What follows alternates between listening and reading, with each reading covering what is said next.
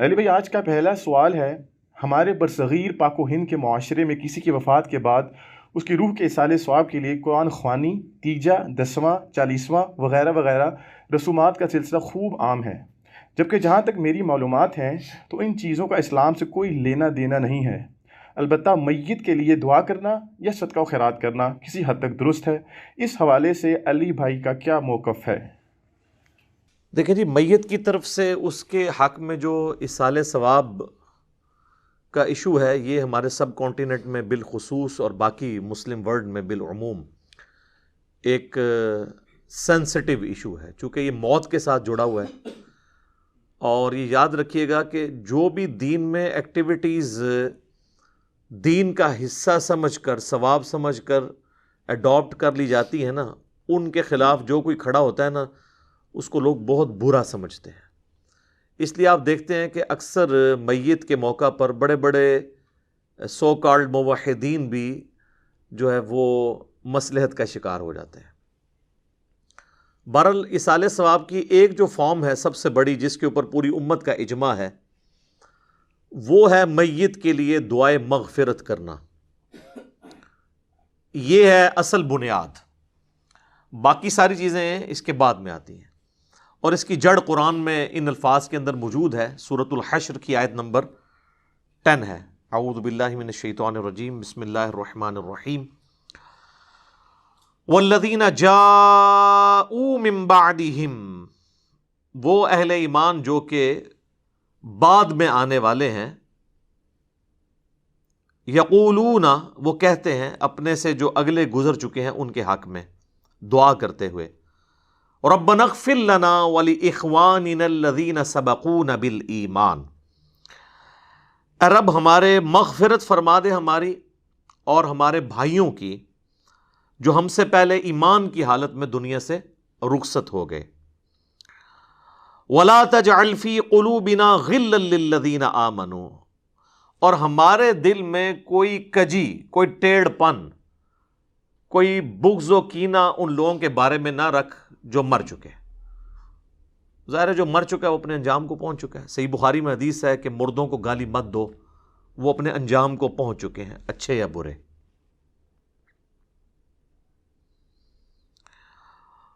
ربنا انک رؤوف الرحیم، اے میرے رب بے شک، اے ہمارے رب بے شک تو بخشنے والا ہے، مہربان ہے۔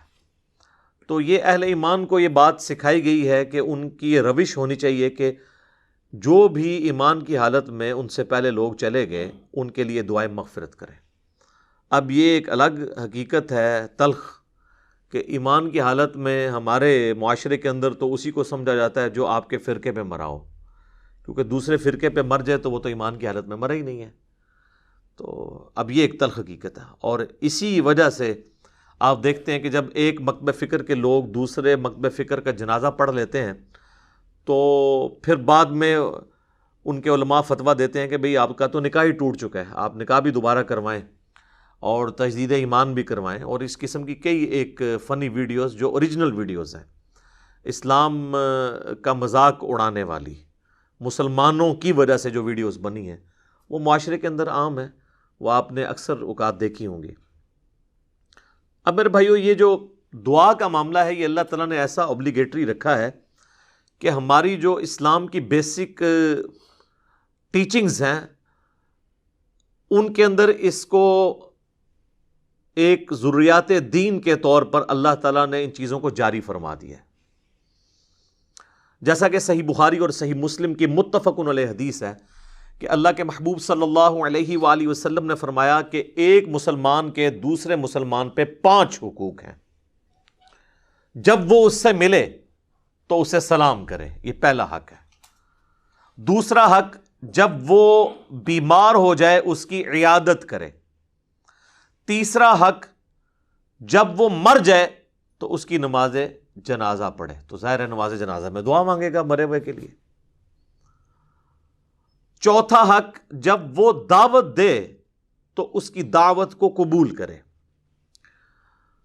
اور 5واں حق یہ ہے کہ جب وہ چھینک کے جواب میں الحمدللہ کہے تو آپ اس کے جواب میں کہیں یرحمک اللہ، اللہ تعالیٰ تجھ پر رحم فرمائے۔ تو یہ 5 بنیادی حقوق ہیں، جس میں تیسرا حق ایک مسلمان کی نماز جنازہ پڑھنا ہے، اور نماز جنازہ میں ظاہر ہے کہ دعا اللہ تعالیٰ نے اس کے اندر بلٹ ان رکھ دی ہے۔ صحیح مسلم میں ایک حدیث ہے کہ اللہ کے محبوب صلی اللہ علیہ وآلہ وسلم نے فرمایا کہ جس کے جنازے میں 40 ایسے لوگ شریک ہوں جو اللہ تعالیٰ کے ساتھ شرک نہ کرتے ہوں، تو اللہ تعالیٰ ان 40 لوگوں کی شفاعت اس میت کے حق میں قبول و منظور فرما دے گا، یعنی اس کی مغفرت فرما دے گا۔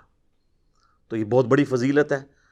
تو یہ بھی مرے ہوئے بندے کو زندہ لوگوں کی طرف سے پہنچنے والی ایک نفع مند چیز ہے۔ آپ اسے ایصال ثواب کہہ لیں، آپ اس کو دعائے مغفرت کہہ لیں، کوئی بھی۔ نماز جنازہ میں ہم جو دعا مانگتے ہیں، ویسے تو کئی ایک دعائیں رپورٹ ہوئی ہیں، سب سے مشہور دعا وہ ہے جو جامعہ ترمذی کے اندر ہے، سنن نبی داؤد کے اندر ہے، سنن ابن ماجہ کے اندر ہے، اور مشکات المصابیح کے اندر بھی موجود ہے۔ اللہم اغفر لی حینا و میتنا، اے اللہ ہمارے جتنے زندہ ہیں ان کی بھی مغفرت فرما، اور جو مر چکے ان کی بھی مغفرت فرما۔ اللہم اغفر لی حینا و میتنا و شاہدنا و غائبنا، اور جتنے یہاں پہ موجود ہیں ان کی بھی، اور جو یہاں پر موجود نہیں ان کی بھی، و صغیرنا و کبیرنا، اور جتنے ہمارے چھوٹے ہیں اور جتنے ہمارے بڑے ہیں، و ذکرنا و انثانا، اور جتنے مرد ہیں اور جتنی عورتیں ہیں۔ اللہم من احییتہ منا فاحیہ علی الاسلام، اے اللہ جب تک تو ہمیں زندہ رکھے تو اسلام پر زندہ رکھنا۔ ومن توفیتہ منا فتوفہ علی الایمان، اور جب ہمیں موت آئے تو ایمان کی حالت میں موت آئے، آمین۔ اچھا مزے کی بات دیکھیں کہ اس میں میت کا ذکر صرف ایک دفعہ ہے، باقی سب زندوں کے لیے دعائیں ہیں۔ اور یہ جو جنازے کی ایکٹیویٹی بیسیکلی رکھی اس لیے گئی ہے کہ ایک تو آپ اپنے مسلمان بھائی کا حق پورا کریں گے، اور دوسرا آپ وہاں پہ جا کے اپنی موت کو یاد کریں، نہ کہ وہاں پہ بھی جا کے آپ واٹس ایپ میسیجز دیکھ رہے ہوں۔ آپ دیکھ رہے ہیں کہ میت کو دفنایا جا رہا ہوتا ہے اور لوگوں کے فون بج رہے ہوتے ہیں۔ کئی لوگ تو یعنی میت کو دفنانے کے لیے قبر میں اترے ہوتے ہیں نا، تو ان کے بھی فون وہاں پہ بج رہے ہوتے ہیں۔ یعنی یہ ہماری کمٹمنٹ کا لیول ہے آخرت کے ساتھ اور دنیا کے ساتھ، یہ آپ کمپیریزن کر سکتے ہیں۔ پھر اس سے اگلا ورژن ہے، سنن نبی داؤد میں حدیث ہے کہ جب اپنے بھائی کو دفنا چکو تو اس کی قبر پر کھڑے ہو کر اس کے قبر میں سوالات کی استقامت کے لیے دعا کرو۔ یہ نبی الاسلام نے حکم دیا ہے۔ ایک تو ویسے ہمارے یہاں پہ عموماً لوگ نماز جنازہ کے بعد دعا مانگنا شروع کر دیتے ہیں، تو وہ تو کوئی ثابت نہیں ہے۔ وہ جس سنن نبی داؤد یا سنن نسائی کی حدیث کا سہارا لیتے ہیں وہ تو الفاظ ہی کچھ اور ہیں۔ وہ یہ کہ جب اپنے بھائی کے لیے جنازہ پڑھو تو خلوص سے اس کے لیے دعا مانگو، تو وہ یہ کہتے ہیں کہ جنازہ پڑھنے کے بعد مانگو، حالانکہ اس چیپٹر کی آپ ہیڈنگ دیکھ لیں، وہ جنازے کے اندر پڑھے جانے والی دعاؤں کا ذکر ہو رہا ہے۔ اور یہاں پہ کیا ہوتا ہے کہ ہمارے جو حنفی بھائی ہیں بریلوی اور دیوبندی، ان کا جنازہ تو 1 منٹ کا بھی مشکل سے ہوتا ہے، اور بعد میں دعا جو ہے وہ 5 سے 10 منٹ کی ہو رہی ہوتی ہے۔ دیوبندی نہیں مانگتے، اور ان سے پوچھیں کیوں نہیں مانگتے، وہ کہتے ہیں ثابت نہیں ہے۔ اور جب ان سے یہ پوچھیں کہ یہ جو فرض نماز کے بعد آپ اجتماعی دعا کرتے ہیں، ویسے تو اکیلے جو مرضی آپ کریں، یہ کہاں سے ثابت ہے؟ وہ کہتے ہیں یہ علماء نے جاری کی ہے تاکہ امت سے دعا اٹھ نہ جائے۔ تو کیا صرف دیوبندی علماء کو یہ حق حاصل ہے کہ وہ دین میں چیزیں خود سے انجیکٹ کریں گے؟ بریلویوں کو کوئی حق حاصل نہیں ہے۔ حقیقتاً تو دونوں کو کوئی حق حاصل نہیں ہے، یہ دونوں نے ہی دین کے اندر اپنی طرف سے چیزیں داخل کر دی۔ اصل دعا جو ہے وہ قبرستان میں دفنانے کے بعد آپ نے قبر کے اوپر کھڑے ہو کر کرنی ہے، دفنانے کے دوران بھی ہے، صحیح سند کے ساتھ، مشکات المصابیح کے اندر موجود ہے، کتب ستہ میں سے یہ ابو داؤد ہے، یہ ترمذی کے ریفرنس ہے، کہ آپ نے دفناتے ہوئے یعنی 3 مٹھیاں کم از کم مٹی کی بھر کے ڈالنی ہے قبر کے اوپر، بسم اللہ وعلی ملت رسول اللہ، اللہ کے نام سے شروع کرتا ہوں اور رسول اللہ کی ملت کے اوپر، تو یہ آپ نے پڑھ کے اس کے اوپر ڈالنی ہے۔ پھر دفنانے کے بعد جب آپ نے دعا مانگنی ہے تو ظاہر ہاتھ اٹھا کے مانگنی ہے. یہ بعض لوگوں کو ایک مسئلہ ہو جاتا ہے کہ شاید قبر پہ اگر ہاتھ اٹھا کے دعا مانگی تو یہ کوئی شرک ہو جائے گا. شرک تو تب ہوگا جب آپ مردے سے مانگ رہے ہوں گے, آپ اللہ سے مانگ رہے ہیں. صحیح مسلم میں اوپر تلے کئی احادیث ہیں کہ نبی علیہ السلام نے بقیع غرقد قبرستان میں جا کر 3 دفعہ دعا کی ہاتھ اٹھا کر, اور تینوں دفعہ پھر ہاتھوں کو واپس لے کے آئے. تو یہ تو سنت ہے, اس میں کوئی حرج نہیں ہے. قبرستان میں بھی آپ ہاتھ اٹھا کے دعا کر سکتے ہیں. پھر قبرستان میں دفنانے کے بعد میت کے لیے دعا کرنا, اور پھر قبر کے اوپر اتنی دیر بیٹھنا کہ جتنی دیر ایک اونٹ کو نحر کر کے اس کا گوشت تقسیم کیا جائے. تو یہ صحیح مسلم کے اندر حضرت عمر ابن عاص کی وصیت ہے. انہوں نے اپنے بیٹے کو وصیت کی تھی کہ جب میں مر جاؤں میری قبر پہ اتنی دیر بیٹھے رہنا کہ جتنی دیر ایک اونٹ کو نہر کر کے اس کا گوشت تقسیم کیا جاتا ہے, یعنی 2 سے 2.5 گھنٹے, تاکہ میں اپنی قبر کے ساتھ مانوس ہوں, اور تاکہ میں یہ جان لوں کہ میں نے اپنے رب کے آئے ہوئے فرشتوں کو کیا جواب دینا ہے. اب وہ اس لفظ کو بھی لوگ پکڑتے ہیں, وہ کہتے ہیں جان لوں کا مطلب یہ ہے کہ وہ باہر سے کوئی آواز لگائے گا. تو اگر آواز ہی لگانی ہوتی تو حضرت عمرو ابن عاص اپنے بیٹوں کو کہہ دیتے کہ بھئی تم نے جو ہے نا میری قبر پہ کھڑے ہو کے اذان دے دینی ہے تاکہ مجھے پتہ چل جائے. یہاں پہ لوگ دیتے ہیں نا اذان, پوچھے کہاں لکھی ہے, وہ کہتے ہیں منع کہاں ہے. تو اس اعتبار سے تو آپ دین میں جو مرضی داخل کر لیں. وہ تو میرے بھائی جنازے کی بھی اذان منع تو کہیں پہ نہیں ہے. ہم کیوں نہیں دیتے کہ نبی علیہ السلام نے نہیں دی. عیدین کی اذان نہیں ہوتی, منع تو کوئی نہیں ہے. وہ کہتے ہیں نہیں جی وہ بخاری مسلم میں حدیث ہے کہ نبی علیہ السلام عید کی اذان نہیں دیا کرتے تھے. سر یہ حدیث تو آپ کے کام کی نہیں ہے. آپ نے حدیث یہ دکھانی ہے کہ نبی علیہ السلام عید کی اذان سے منع فرمایا کرتے تھے. نہیں دیا کرتے تھے تو وہ آپ نہ بھی بتائیں, ہمیں پتہ ہے کہ نہیں دیا کرتے تھے. نہیں تو بہت سارے کام بھی نہیں کیا کرتے تھے. نبی علیہ السلام کی 3 بیٹیاں آپ کی مبارک زندگی میں فوت ہوئی ہیں, آپ نے ان کو اپنے ہاتھوں سے دفنایا, آپ نے کسی کا تیجا 40واں نہیں کیا. جب ہم پوچھتے ہیں کہ وہ کہتے ہیں جی وہ منع تو کوئی نہیں نہ کیا. ٹھیک ہے, تو منع والا معاملہ یہ ہے میرے بھائی کہ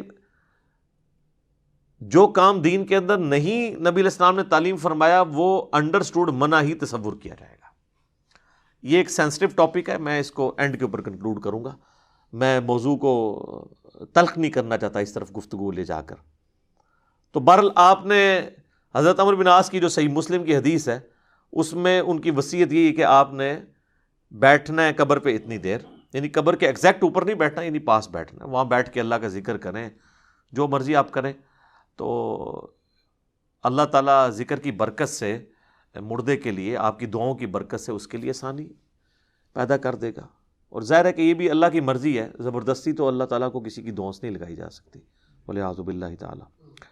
اللہم انی اعوذ بک من عذاب جہنم ومن عذاب القبر ومن فتنة المحیا والممات ومن شر فتنة المسیح الدجال. یہ دعا بخاری اور مسلم دونوں میں آئی ہے, اور نبی علیہ السلام حکم دیا کرتے تھے کہ نماز کے تشہد میں 4 چیزوں کے اگینسٹ اللہ تعالیٰ کی پناہ طلب کی جائے. اللہم انی اعوذ بک من عذاب جہنم ومن عذاب القبر ومن فتنة المحیا والممات من شر فتنة المسیح الدجال. اے اللہ میں جہنم کے عذاب سے تیری پناہ مانگتا ہوں, قبر کے عذاب سے تیری پناہ مانگتا ہوں, زندگی اور موت کے فتنے کے اگینسٹ تیری پناہ مانگتا ہوں, اور جھوٹے مسیح دجال مسیح کے فتنے سے تیری پناہ مانگتا ہوں. آمین. اچھا, دفنانے کے بعد اذان دینا بھی کوئی ثابت نہیں ہے, اور اس طریقے سے ہمارے دیوبند اور بریلوی حضرات جو ہے نا وہ میت کو دفنانے کے بعد نا سرہانے پہ کھڑے ہو کر نا سورۃ البقرہ کی شروع کی آیات تلاوت کرتے ہیں, اور پاؤں والی سائڈ پہ سورۃ البقرہ کی آخری آیات تلاوت کرتے ہیں. یہ روایت موجود ہے, لیکن یہ روایت جو ہے فیبریکیٹڈ روایت ہے. یہ روایت شعب الایمان امام بیہقی کی کتاب میں ہے, مشکات المصابیح کے اندر موجود ہے, لیکن اس کے اندر ایوب نام کا ایک متروک راوی ہے, یعنی جس سے حدیثیں لینا محدثین نے چھوڑ دی ہوں, ریجیکٹڈ پرسنالٹی. تو یہ یعنی مردود قسم کے راویوں سے روایت کی گئی روایت ہے, اس کی کوئی اصل نہیں ہے. اصل چیز وہی ہے جو میں نے بیان کر دی ابو داؤد سے کہ آپ نے میت کے لیے دعا کرنی کہ اللہ تعالیٰ اسے قبر کے سوالات میں استقامت عطا فرما. اور قبر کے سوال جو ہیں وہ بخاری، مسلم، ابو داؤد، مسند احمد میں رپورٹ ہوئے ہیں. کچھ حصہ بخاری مسلم میں ہوا ہے، کچھ ابو داؤد میں، ترمذی میں، مسند احمد میں. پہلا سوال ہوگا من ربک کا، تیرا رب کون ہے. دوسرا سوال ہوگا ما دینک کا، تیرا دین کیا ہے. تیسرا سوال ہوگا، ترمذی میں تو الفاظ ہیں من نبیک کا، تیرا نبی کون ہے. بخاری میں الفاظ ہیں ما کنت تقول فی حق ھذا الرجل، تو اس مرد کے بارے میں دنیا میں کیا کہا کرتا تھا، یا تو کیا کہے گا اس کے بارے میں. وہ کہتے ہیں جی نبی علیہ السلام کی شکل مبارک دکھائی جاتی ہے اور پوچھا جاتا ہے اس مرد کے بارے میں. تو یہ حاضر رجل، وہ کہتے ہیں حاضہ کا مطلب تو ہے کہ وہاں پہ موجود ہوں گے. سر اگر حاضہ کا مطلب وہاں پر موجود ہوں گے تو اس کے جواب میں یہ تو نہیں ہونا چاہیے ہوا محمد الرسول اللہ. ہوا تو پھر جو ہے وہ تھرڈ پرسن کا صیغہ ہے، ہونا چاہیے حاضہ محمد الرسول اللہ. تو اس کا جو ایک طریق ہے مسند احمد اور سنن ابی داؤد میں، اس میں الفاظ ہیں اس مرد کے بارے میں تیرا کیا خیال ہے، الذی بعث فیکم، جس کو اللہ نے تم میں مبعوث کیا تھا نبی بنا کے. یہ نہیں کہ یہ جو قبر میں آپ کے سامنے آئے ہوئے ہیں یا کوئی قبر میں تصویر دکھائی جاتی ہے، یہ بالکل جھوٹی بات ہے. تو یہ 3 سوالات، اور ایک چوتھا سوال ہے جو میں نے ایکسپلور کیا تھا جس کی وجہ سے کافی ہنگامہ کھڑا ہوا کہ قبر میں 3 نہیں 4 سوال ہوں گے. وہ چوتھا سوال جو ہے وہ مؤمن کے لیے اور منافق کے لیے ڈیفرنٹ ہوتا ہے. وہ بخاری میں بھی ہے، سنن ابی داؤد کے اندر بھی. مؤمن جو ہے وہ تینوں سوالوں کے جواب دیتا ہے تو فرشتے چوتھا سوال کرتے ہیں کہ تجھے کیسے پتہ چلا، تو وہ کہتا ہے کہ میں نے اللہ کی کتاب پڑھی اور نبی علیہ السلام کے نبی ہونے کی تصدیق کی. تو اللہ کی کتاب اگر پڑھی نہیں ہوگی تو تصدیق کیسے کریں گے؟ یہ کتاب پڑھیں گے تو آپ تصدیق کریں گے نا. تو اور منافق کہتا ہے ہائی ہاتا لا ادری، ہائے افسوس مجھے کچھ پتہ نہیں، مجھے کچھ پتہ نہیں. تو فرشتے اس کو کہتے ہیں کہ تو نے خود پڑھ کر سیکھنے کی، سمجھنے کی کوشش کیوں نہیں کی، یا کسی ایسے شخص سے پڑھنے کی کوشش کیوں نہیں کی جسے ان چیزوں کا پتہ تھا. دونوں معنی درست ہیں. تو جب تک آپ خود اللہ کو سیریس نہیں لیں گے آپ سچائی تک پہنچ نہیں سکتے. تو اس لیے میں نے کہا تھا قبر میں 3 نہیں 4 سوال ہونے ہیں، اور چوتھا سوال جو ہے وہ تمام سوالات کی جان ہے. اگر زندگی میں پتہ چل جائے تو پہلے 3 سوالوں کا جواب کے لیے تیار ہونا آپ کے لیے آسان ہو جائے گا، ادروائز تو مشکل ہو جائے گا. بہرحال ایک ضمناً یہ بات تھی. تو قبر پہ بھی آپ نے دعاؤں میں مردوں کو یاد رکھنا ہے. اس کے بعد عام حالت میں بھی آپ جب قبرستان جائیں گے تو آپ کو دعا سکھائی گئی ہے. صحیح مسلم میں الفاظ ہیں السلام علیکم اہل الدیار من المؤمنین والمسلمین وَإِنَّا إِن شَاءَ اللَّهُ بِكُمْ لَلَاحِقُونَ نَسْأَلُ اللَّهَ لَنَا وَلَكُمُ الْعَافِيَةَ. تم پر سلامتی ہو اے مؤمنین اور مسلمین جو اس قبرستان کے اندر دفن ہو، خواہ مرد ہو یا عورت ہو. السلام علیکم اہل الدیار من المؤمنین والمسلمین وَإِنَّا إِن شَاءَ اللَّهُ بِكُمْ لَلَاحِقُونَ. اور اللہ نے چاہا تو ہم بھی عنقریب تمہارے ساتھ آ کے ملنے والے ہیں، ظاہر ہم نے بھی مرنا ہے. اور پھر 7 الفاظ ہیں کہ ہم تم سے، تمہارے لیے اور اپنے لیے اللہ کے حضور عافیت کا سوال کرتے ہیں. نسأل اللہ لنا ولکم العافیہ، ہم اللہ سے سوال کرتے ہیں تمہارے لیے اور اپنے لیے عافیت کا. یہ دعا ہے. تھوڑے بہت الفاظ کے فرق کے ساتھ صحیح مسلم میں اور دعائیں بھی ہیں، بلکہ یہ سب سے آسان دعا، یاد رکھنی بھی آسان ہے. ایک دعا ہے جامعہ ترمذی کے اندر السلام علیکم یا اہل القبور، وہ روایت اصول محدثین پہ ضعیف ہے، اصل دعا یہی ہے. بلکہ صحیح مسلم میں ایک حدیث ہے، ہم عائشہ کہتی ہیں کہ نبی علیہ السلام ایک دفعہ میرے ساتھ بستر پہ لیٹے تھے، تو تھوڑی دیر بعد آپ نے یہ محسوس کیا کہ میں سو گئی ہوں، تو آپ علیہ السلام چپکے سے اپنے بستر سے نکلے اور بقیع غرقد مدینے کے قبرستان کی طرف چلے گئے. تو کہتی ہیں میں بھی نا جاسوسی کرنے کے لیے پیچھے کسی اور بیوی کے پاس نہ چلے گیا ہوں، میں بھی نکلی اور میں نے حضور علیہ السلام کو دیکھا کہ آپ بقیع قبرستان میں یوں ہاتھ اٹھا کے دعا کر رہے ہیں. 3 دفعہ آپ نے ہاتھ اٹھا کے دعا کی اور اپنے ہاتھوں کو واپس کیا. تو وہ کہتی ہیں میں جلدی جلدی بھاگتی ہوئی واپس آئی, آ کے بستر پہ لیٹ گئی, اور یہ یعنی میں نے ایکٹ کرنے کی کوشش کی کہ میں تو یہاں سے گئی نہیں تھی, لیکن سانس پھولا ہوا تھا, سانس تو نہیں کوئی روک سکتا. وہ بزرگ ہی ہیں جو 12 دن تک وضو روک کے رکھتے ہیں, تو چونکہ جھوٹ ہوتا ہے نا, تو کہتے ہیں کہ میرا سانس پھولا ہوا تھا. نبی علیہ السلام جب واپس آئے تو انہوں نے سیدہ عائشہ سے فرمایا کہ تم میرے پیچھے آئی تھی, اور اگر تم مجھے نہیں بتاؤ گی نا تو تمام غائب کا جاننے والا تو مجھے بتا ہی دے گا. علم غیب بھی کلیئر کر دیا حضور نے. آپ نے نہیں کہا کہ مجھے تو پتہ ہے, میں تو حاضر و ناظر ہوں. ان کا مجھے اللہ تو خبر دے دے گا. تو تم نے کیا گمان کیا اللہ اور اس کا رسول تمہارے ساتھ خیانت کریں گے, یعنی میں کسی اور بیوی کے پاس چلا گیا ہوں؟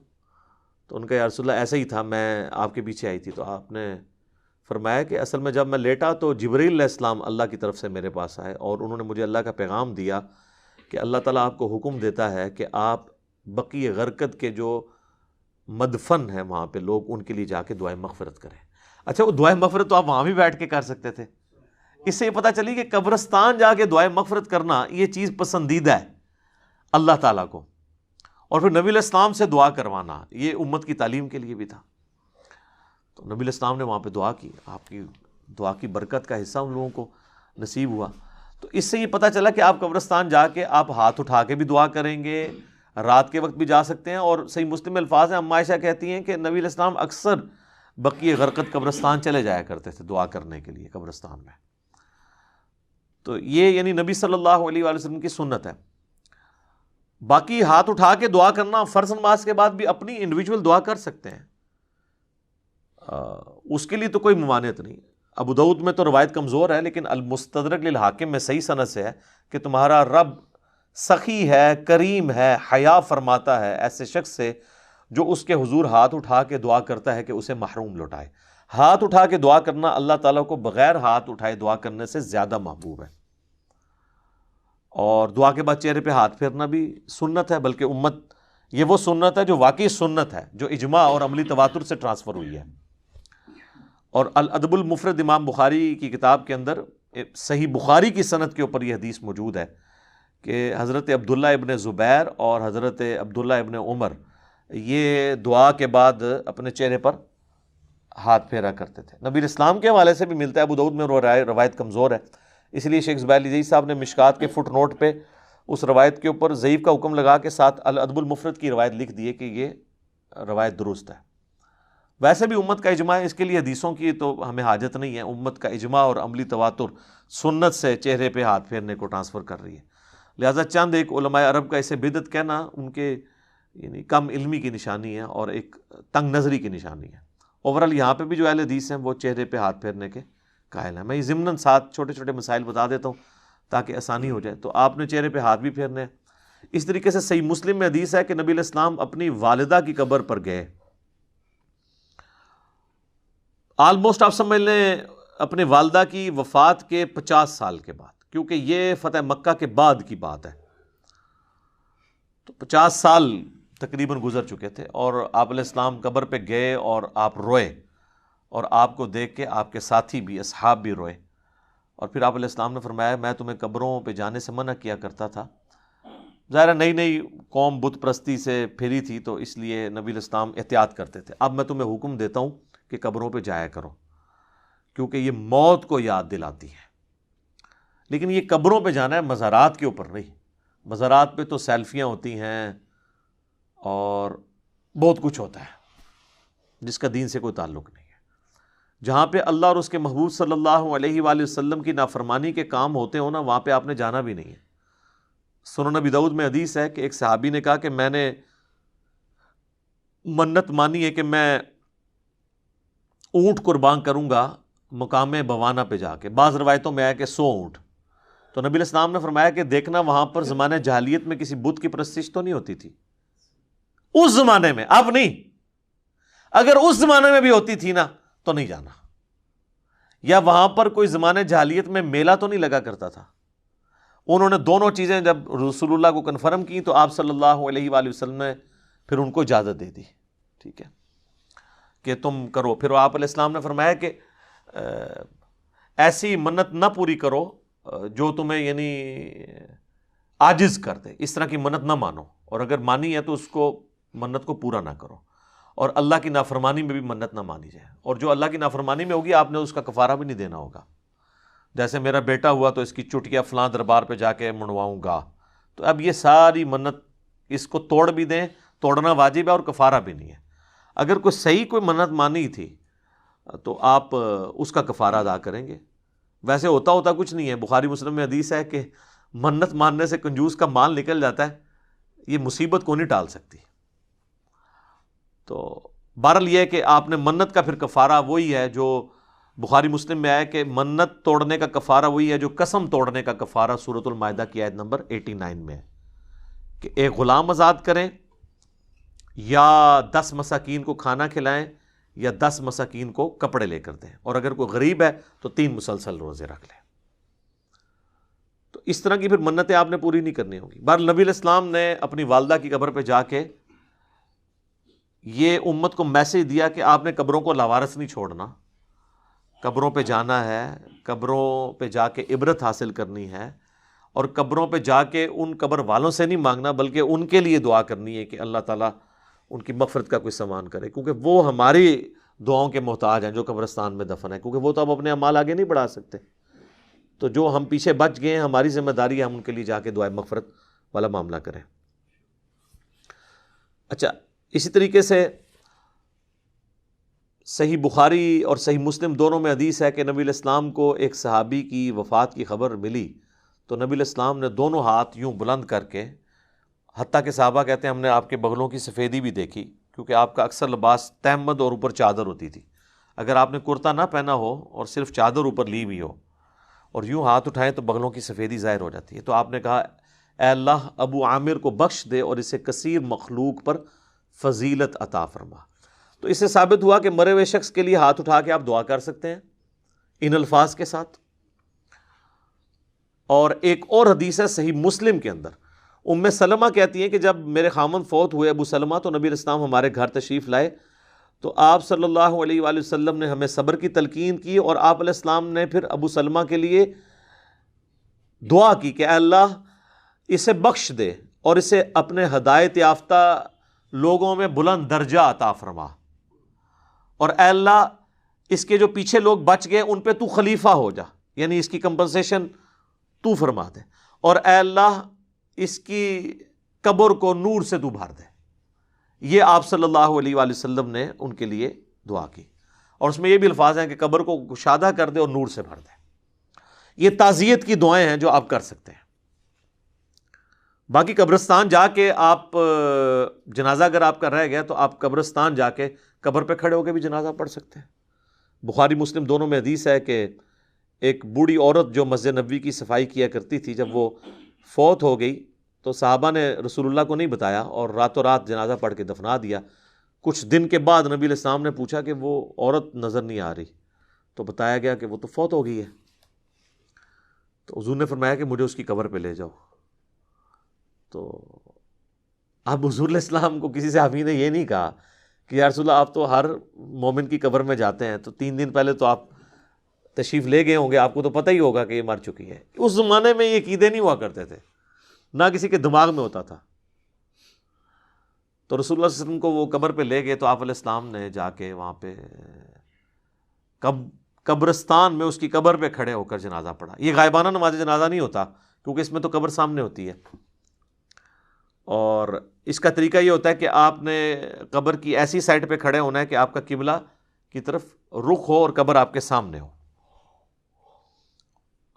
اور پھر آپ علیہ السلام نے واپسی پر فرمایا، مسلم شریف میں ڈیٹیل ہیں، اس میں الفاظ ہیں کہ یہ قبریں اندھیروں میں ڈوبی ہوئی تھی، اللہ نے میرے جنازہ پڑھنے کی برکت سے انہیں نور سے بھر دیا. اب یہ سبحان اللہ تو آپ نے بول دیا ہے، لیکن اس کا جو ایک تلخ پہلو ہے کہ نبی کی دعا کی برکت سے کسی کافر کی قبر جو ہے نا وہ نور سے نہیں بھر سکتی، کیونکہ کافر کے بارے میں تو نص قطعی ہے قرآن کی. وہ تو سورہ توبہ میں آپ 70 دفعہ بھی دعا کریں ہم نہیں قبول کریں گے، منافقین کے لیے، کافروں کے لیے. تو یہ مسلمانوں کی قبریں تھیں نمبر 1. اور مسلمان ظاہر بریلوی دیوبندی اہل حدیث نہیں، اس زمانے کے مسلمان، میں صحابہ نہیں کہتا ورنہ آپ کہیں گے گستاخی ہو گئی ہے، آپ خود ہی پوچھ لیجیے گا پھر کون لوگ ہوں گے جو حضور کی زندگی میں فوت ہو چکے ہیں ایمان کی حالت میں. اچھا، تو نبی علیہ السلام نے فرمایا کہ نور سے اللہ تعالیٰ نے ان کی قبروں کو بھر دیا. اچھا، پہلے اندھیروں میں تھی، اور اس سے یہ بھی پتہ چلا کہ رسول اللہ کی برکت کیا ہے کہ آپ کے جنازہ پڑھنے کی برکت سے اللہ تعالیٰ نے آپ کی دعا کی برکت سے ان کو یہ نفع عطا فرمایا. اب یہ حضور کی دعا ہی ہے، باقی تو جنازہ تو صحابہ نے بھی ان کا پڑھا ہوگا. ٹھیک ہے، یہاں تو لوگ کہتے ہیں بزرگ جنازہ پڑھ لیں تو جناب سمجھو کہ اگلے پچھلے سارے مردے بخشے گئے. تو جنازے تو ان کے بھی ہوئے تھے، لیکن حضور کے جنازہ پڑھنے سے فرق پڑا؟ ویسے تو نہیں پڑا. اس طرح بخاری مسلم میں حدیث ہے، نبی علیہ السلام ایک جگہ سے گزر رہے تھے تو آپ کا خچر بدک گیا اور آپ رک گئے. تو صحابہ نے پوچھا یا رسول اللہ کیوں رکے؟ آپ نے فرمایا ان دو قبر والوں کو عذاب ہو رہا ہے. کسی صحابی نے نہیں کہا کہ کشف القبور ہے، ہمارے جو گھوڑے کے قدموں سے خاک نکل کے جو ہمارے گھوڑے کے نتھنے میں بیٹھے گی، وقت کا بڑے سے بڑا غوث بھی اس مرتبے کو نہیں پہنچ سکتا. جب غوث قبروں کے اندر جھانک کے دیکھ لیتے ہیں تو یا رسول اللہ ہم بھی ابھی دیکھ لیتے ہیں. وہ تو حضور سے پوچھ رہے ہیں کہ یا رسول اللہ یہ کیا ہے، قبر کے اندر کیا ہو رہا ہے؟ سب کہانی ہے. غوث پر سارے فیل کرتے ہیں. میرا میکینیکل انجینئرنگ دا فارمولا کو غوث پڑھ کے نا ویکھ کے میں لکھ کے دینا لکھ کے انہوں دیکھ کے پڑھ کے دس دے، کوئی زبانی تو بڑی دور دی گل ہے. اور میں صرف کہہ رہا ہوں پڑھ کے بتا دے، سمجھا تو مجھے پتا ہے کہ وہ سکتا ہی نہیں ہے جب تک اس نے انجینئرنگ نہیں کی ہوگی. اور ان کا تو دعویٰ ہے نا کہ اللہ کو تو انجینئرنگ آتی ہے نا جی، کہ اللہ ان کو سکھاتا ہے تو پھر سکھا دے اللہ ان کو. سب کہانیاں بنائی ہوئی انہوں نے. تو نبی علیہ السلام فرمایا کہ ایک پیشاب کے چھینٹوں سے نہیں بچتا تھا، دوسرا چغلی کھایا کرتا تھا.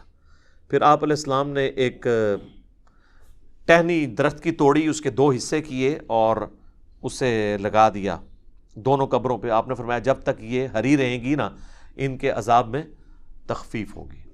اب یہ حضور کے ہاتھوں کی برکت ہے. لوگوں نے پھر آگے ضرب تقسیمیں لگا دیں کہ جی وہ ٹہنیاں جو ہے اللہ کا ذکر کریں گی اور ذکر کرنے کی برکت سے یہ ہوگا. اور سر ٹہنیاں لگانے سے کیا ہونا ہے؟ وہ رسول اللہ کے مبارک ہاتھوں کی برکت تھی. اور اسی کو پھر ایکسٹراپولیٹ کیا نا انہوں نے قبروں پہ جو پھول ڈالتے ہیں. تو پھر آپ پھول نہ ڈالیں، جو نبی علیہ السلام نے کیا آپ وہی کام کریں. آپ ضرور ٹہنی لگائیں، اور یہاں پہ لوگ لگا بھی دیتے ہیں دفناتے وقت سرانی سائڈ کے اوپر. تو آپ سنت کے اوپر اسی سنت کے اوپر عمل کریں.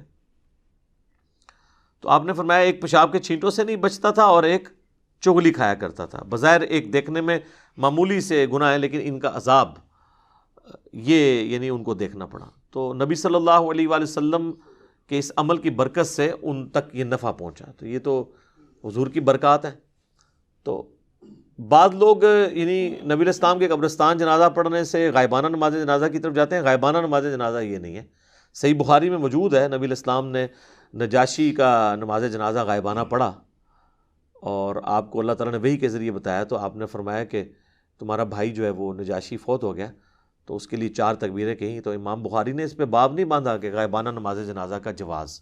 امام بخاری کو پتہ تھا یہ نجاشی کی خصوصیت ہے، کیونکہ نجاشی کی تو وہ حیثیت نہیں تھی جو رسول اللہ کے اور اصحاب کی تھی. حضور کے نزدیک سب سے لاڈلے صحابہ، جن میں ٹاپ آف دا لسٹ حضرت زید ابن حارثہ، جن کا نام قرآن میں آیا سورۃ الاحزاب میں.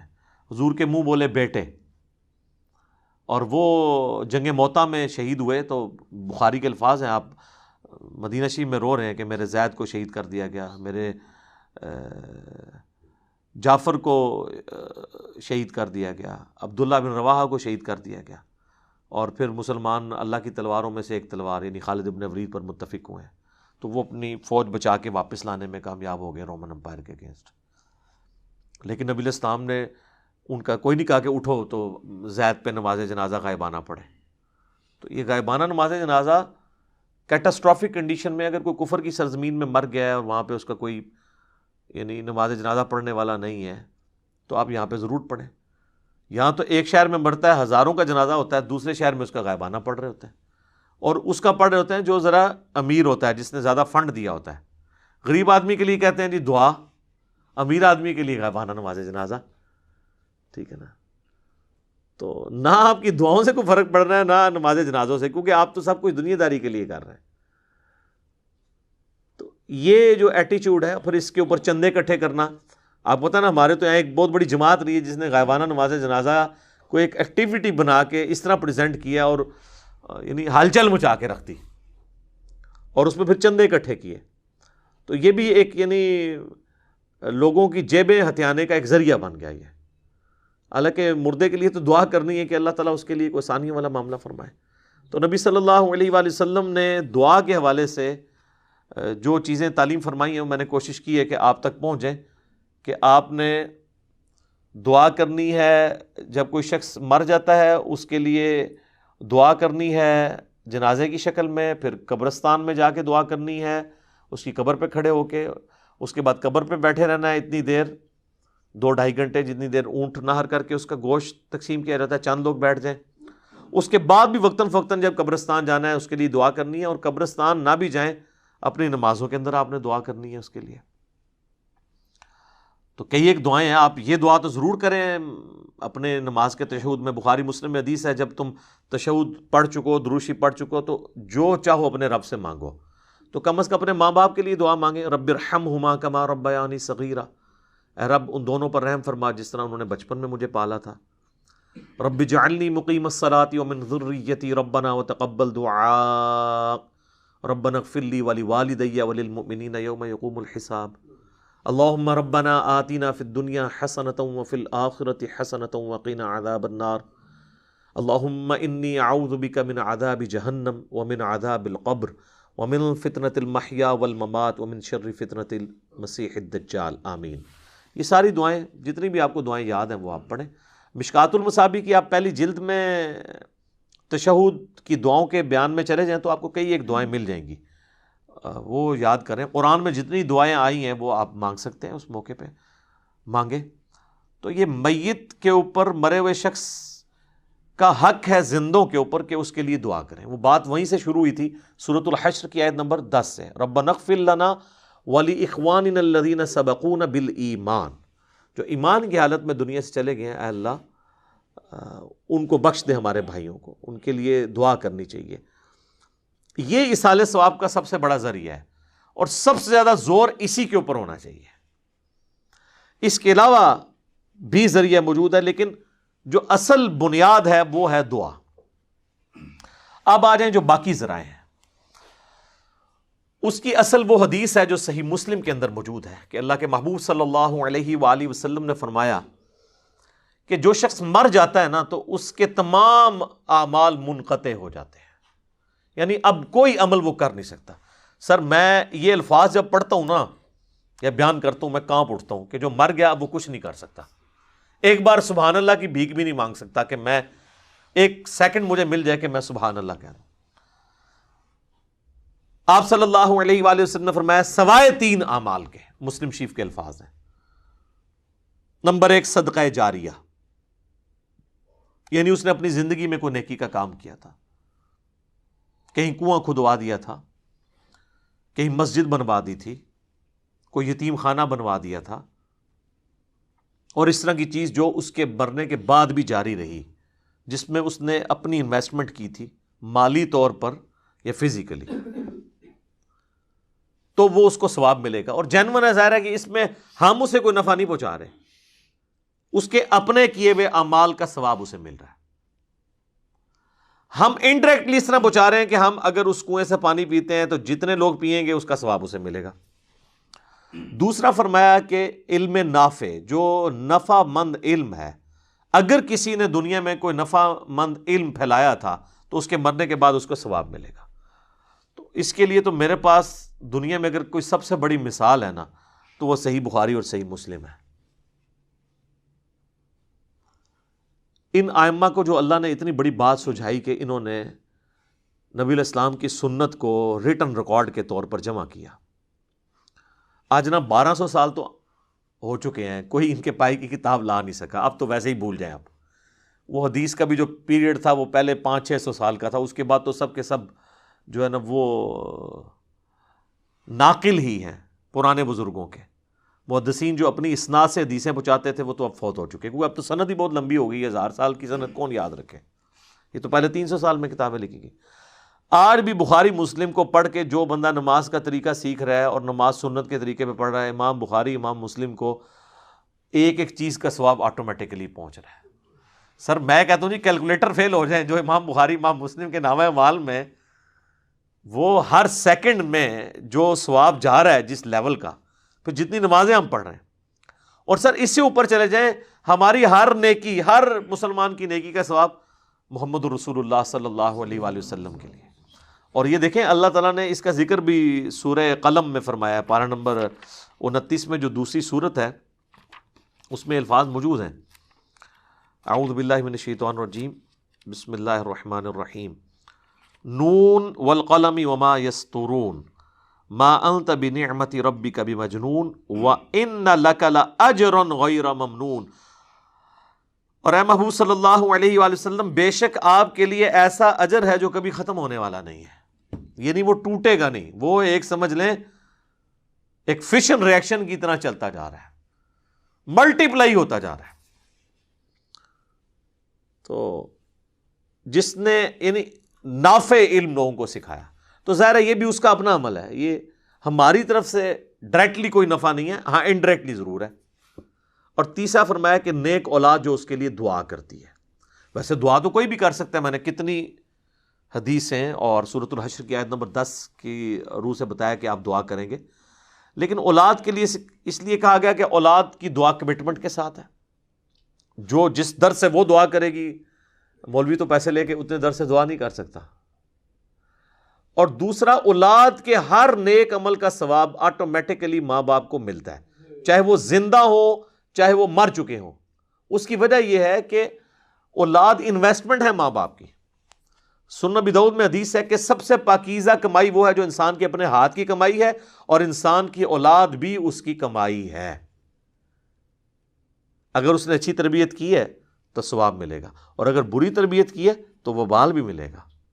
اس پہ تو وبال ہوگا لیکن اس کے وبال میں بھی کمی نہیں آئے گی. یہ بھی یاد رکھنا ہے، یہ دونوں چیزیں پیرلل میں چلتی ہیں. اچھا، بعض لوگ کہتے ہیں کہ جی اگر کسی نے اپنی اولاد کی تربیت اچھی نہیں کی، وہ خود بخود ہی نیک ہو گئی ہے، تو پھر کیا ماں باپ کو ثواب ملے گا؟ ہاں، اللہ کی رحمت کا تقاضا ہے کہ ماں باپ کو پھر بھی ثواب ملے گا، کیونکہ اللہ تعالیٰ ہمیشہ سلوشن اینڈ پہ رہتا ہے، پرابلم اینڈ پہ نہیں.